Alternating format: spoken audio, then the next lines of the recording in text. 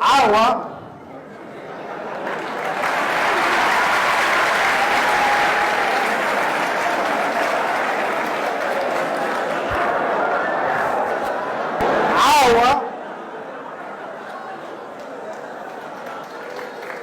وأوحي السنة عدكي صوبها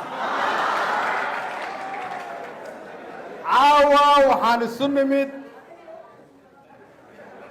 وقت أي حالة وهذاك تعال لقينا والولسية هاي مستقبلك دلك يدلك صوماليات أنا سدقيسنو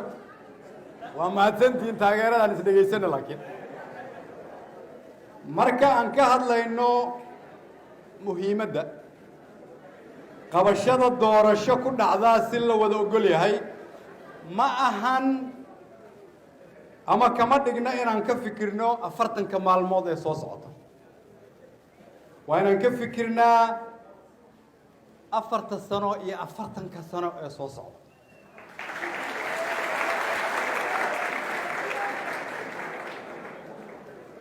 sababtoo ah qaabka aan u maarayno iyo sida ay wax u dhacaan 40 maalmood oo soo socda ayaa saameyn weyn ku yeelan doonta mustaqbalka 40 sano oo ummadda Soomaaliyeed ku soo foolay sida ay taariikhdu nabarayso marka aad aragto dal walba oo soo kabanaya sida dalkeena oo kale marka uu hor taagan yahay go'aan masiiri ah oo doorasho horumarkiisu waxa uu ka dhashaa sida doorashadaas loo maareeyo dib u dhaciisuna wuxuu ka dhashaa sida doorashadaas loo musuqmaasuqo mana aha fikir aniga iyo musharaxiinta kaligaan aan qabno laakiin waa cilmi ay nabarayso taariikhda iyo dalalka soo maray dhibaatooyinkaas sidii aan horay u sheegay markii aan xukunka joogay oo ra'iisul wasaaraha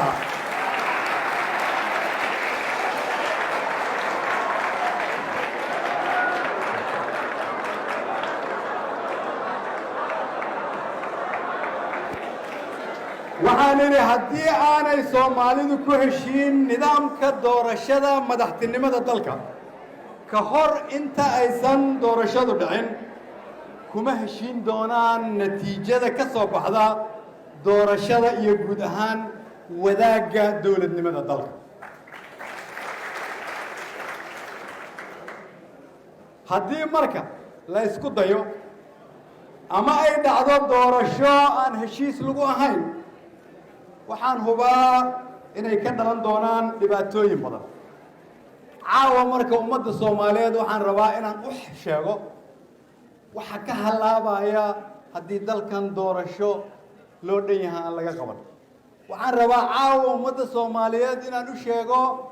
markaan ra'iisul wasaare ahaa meeshii aan ka digayay halkaan ay ahayd meeshii aan ka digayay oo aan xukunka uga soo tagay halkaan ay ahayd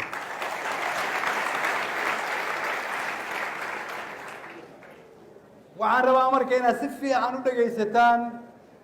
waxaan qarka u saaranahay inay naga halaabaan kow haddii la qabto doorasho aan wada ogol ku dhicin waxaa ka dhalan doonta dalka dawlad aan la isla ogolayn dawlad aan la isla ogolayna waxay dhalisaa siyaasad khalkhal dhalisa siyaasad khalkhal dhalisana waxay dumisaa dal ee dal ma dhisto labo haddii la isku dayo in dalka laga qabto doorasho aan la wada ogolayn waxaa ka dhalanaysaa amni darro sida maanta aad u jeedaan waxa ka taagan gedo xaaladda ka taagan beledweyne iyo caawa wixii ka dhacay magaalada muqdisho degmadeeda kaaraan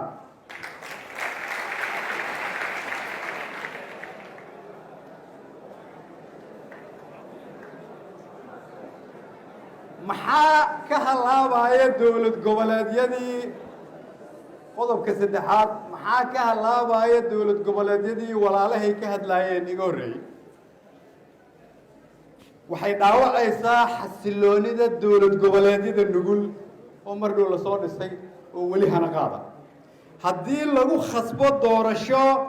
aan dadka ka soo jeeda isla ogolayn waxay keenaysaa in dowlad goboleedyadaasi aanay ka harin doorashada lafteeda taasoo keenaysa dibadhac weyn gobollo soomaaliyeedna u keenaysa maxaa halaabaya haddii dalka doorashadiisa lagu heshiin waayo qodobka afraad waxaa halaabaya in ganacsiga dalka uu hoos u dhaco haddii ganacsiga dalka hoos u dhacona waxay saameynaysaa qof walboo soomaaliyeed oo sida murashaxiintu ay sheegeen hantida dadka soomaaliyeed iyagu ay usoo dhinteen oo ay dhibaatadan ku sameeyeen ay tahay waajib inaan anagu u badbaadino qodobka shanaad haddii uu ganacsigu hoos u dhaco waxay keenaysaa in dakhliga dawladdu hoos u dhacdo in canshuurta la bixinayo ay yaraato oo qasnada dawladda dhaqaalihii ku dhacayay ay hoos u dhacaan taasoo keenaysa qodobkeeda shanaad oo ah in shaqaalihii mushaar la siin waayo ciidankiina mushaar la siin waayo dawladdu adeeg ay bixin weyso taasna waa fahmi kartaan dhibaatada ka dhalanaysa soo maaha arrinka lixaad waxay tahay dalkani waxa uu ku nool yahay taageero dhaqaale oo uu ka helo beesha caalamka taageeradaas dhaqaale oo beesha caalamka dalkani uu ka helo doorashada caawa lagu muransan yahay awgeed ayaa dalal ka mida beesha caalamku ay u joojiyeen lacagtii dawladda lagu kaalmeyn jiray in la soo furana waxaa laga yaabaa inay sanado qaadato nambar 7 si dalka looga xoreeyo cadowga hortaagan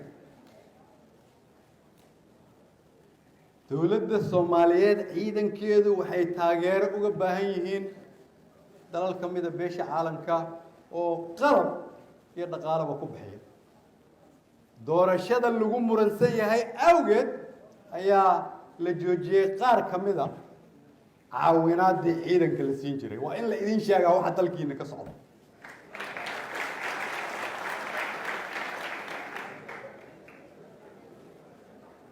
dalalka taageera Soomaaliya oo dhaqaalaha ku bixiya waxay dhaqaalahooda ka soo qaadaan canshuur ay bixiyeen dad iyaga soo doortay oo ay matalaan lagama yaabo inay marka dhaqaale intay dunidu soo qaado ka soo qaado dadkoodii canshuur ay bixiyaan ay siiyaan dawlad ku dhalatay doorasho aan la isla ogolayn soo islama fahamsanin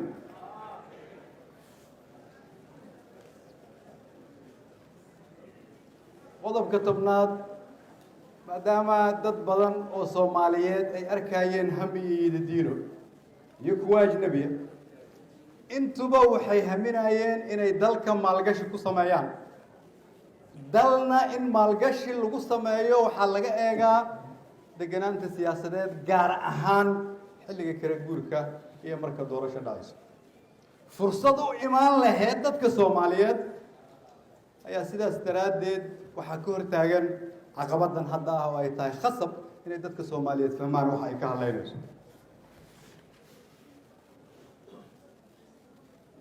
koob 10 dunidu sidee u aragtaa Soomaaliya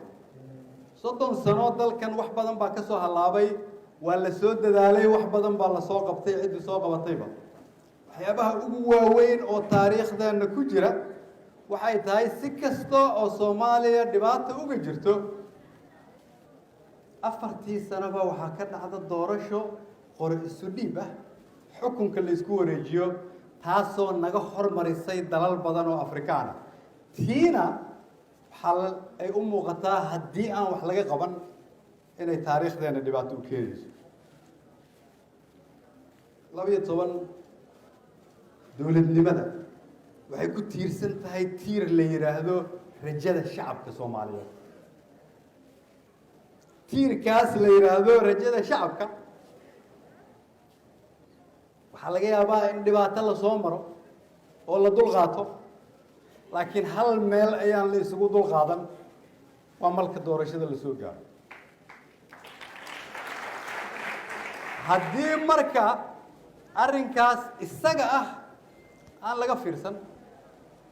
waxay keenaysaa in rajadii shacabku ay baaba'do baaba'aadda rajada shacabkana waxay ka turjumaysaa dawlad naga halowda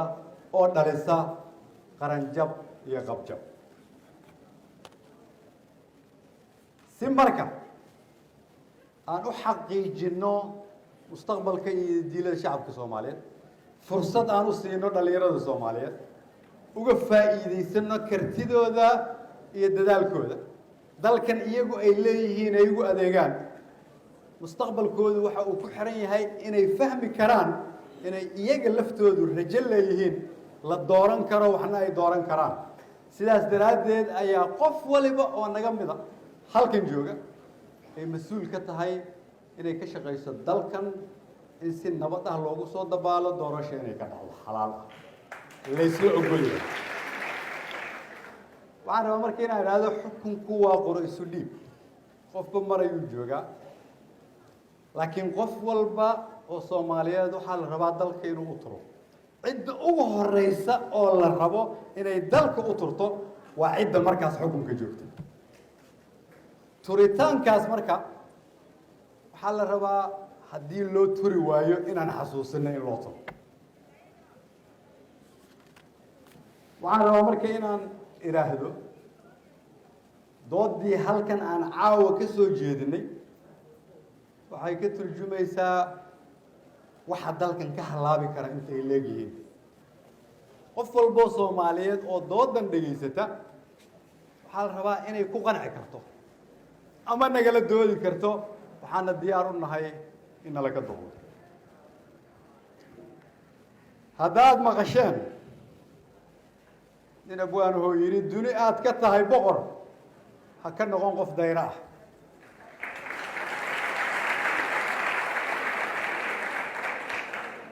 dahab baad ku dhalatee sidii maar ha doorsoomin karaamaad ku dadantee sidii dunyo howlumin dhegtu waa da'weyntee magacaada diib mari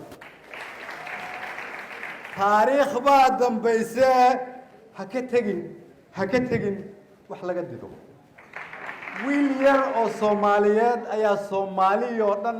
fariintaas u diray oo la yiraahdo laabsaala